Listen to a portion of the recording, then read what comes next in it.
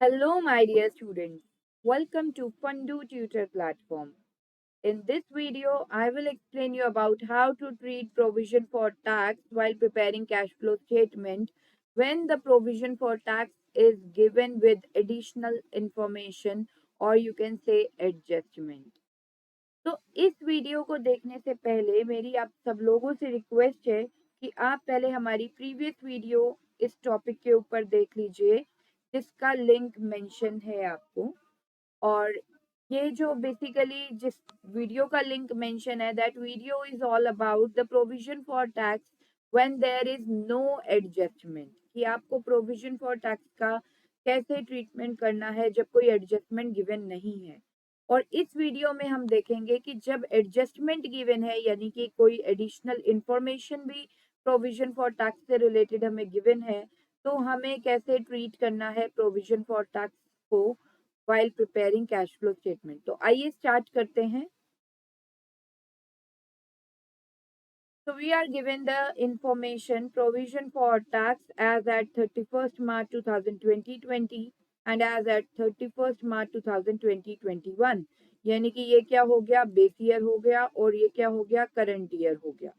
तो provision for tax base year का आपको गिवन है 20,000 rupees and provision for tax current year का आपको गिवन है 40,000 रुपीज।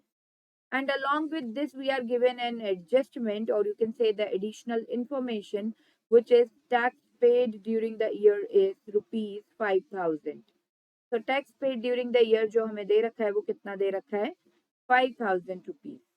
तो आइए सबसे पहले हम इसका क्या बनाएंगे, प्रोविजन फॉर टैक्स अकाउंट बनाएंगे।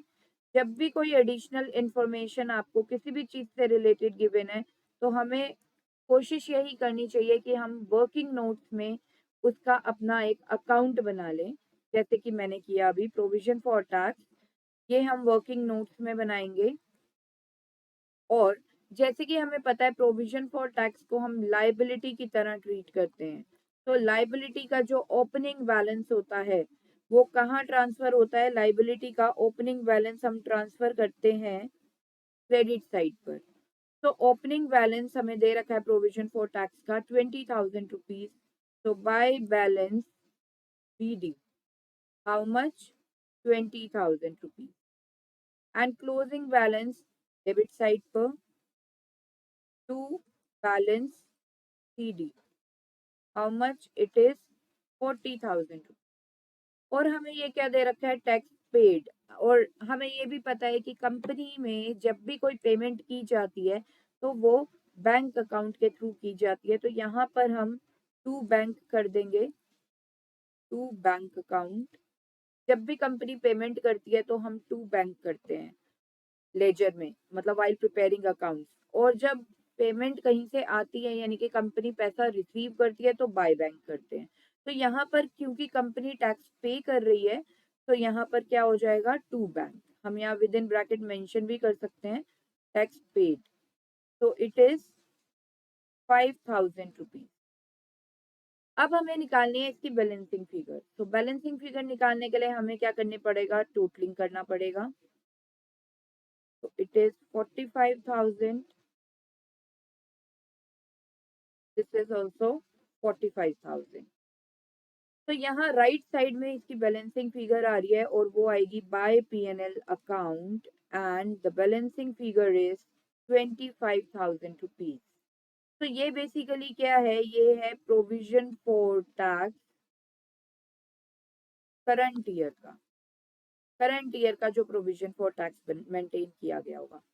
अब क्वेश्चन हमारे माइंड में ये आता है कि हमें इसे कैसे ट्रीट करना है, ये जो भी हमने इंफॉर्मेशन निकाली है इसे कैसे ट्रीट करना होगा कैश फ्लो स्टेटमेंट बनाते टाइम। तो देखिए बच्चों, जब भी हम किसी चीज का अकाउंट बनाएंगे कैश फ्लो स्टेटमेंट में, आपको बैलेंस बीडी कहीं नहीं दिखाना, बैलेंस सीडी कहीं नहीं दिखाना। इसका रोल सिर्फ अकाउंट बनाने तक का था। तो हमें यहाँ पे दो चीजें दिखानी है कैश फ्लो स्टेटमेंट में ट्रांसफर करनी है, एक तो ये और ये। तो ये जो टैक्स पेड है ये आपको बिल्कुल इनकम टैक्स पेड की तरह ट्रीट करना है, यानी कि कैश जनरेटेड फ्रॉम ऑपरेशंस में से लेस इनकम टैक्स पेड जो करते हैं वो कितना होगा, वो होगा रुपीज 5,000।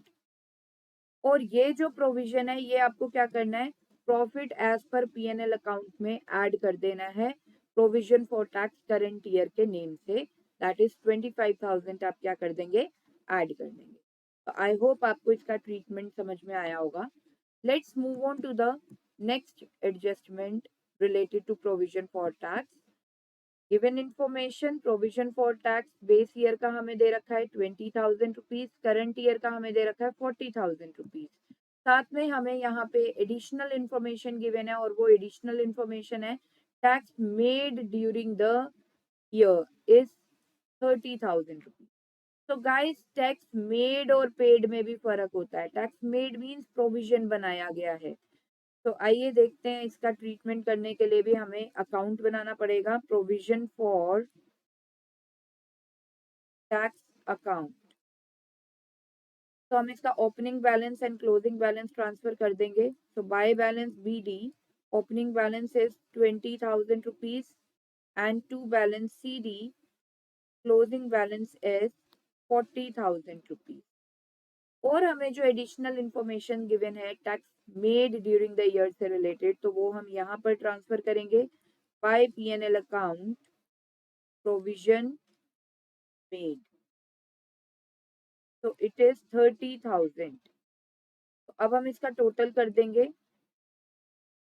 टोटल करके क्या आया, 50,000 एंड 50,000।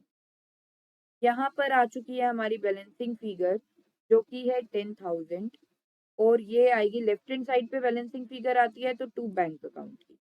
मतलब यहाँ से हमें पता लगता है टैक्स पेड। तो यहाँ पर टैक्स पेड हमने निकाल लिया है, वो कितना है, 10,000 रुपीज।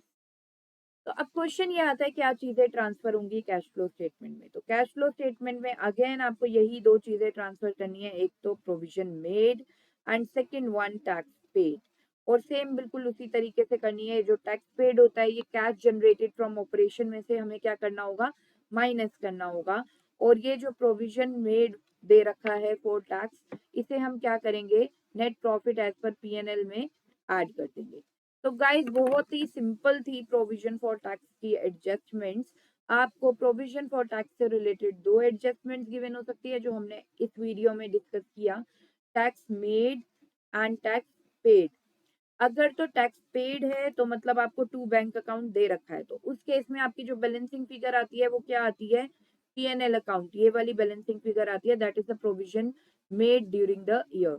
और अगर आपको provision made during the year दे रखा है तो आपके पास जो बैलेंसिंग फिगर आती है वो यहाँ पर आती है टू बैंक अकाउंट के नेम से, और वो होता है टैक्स पेड। और अकॉर्डिंगली हमें इन दोनों को क्या करना है, शो करना है कैश फ्लो स्टेटमेंट में। तो आई होप आपको ये बहुत अच्छे से समझ आया होगा। Thank you very much.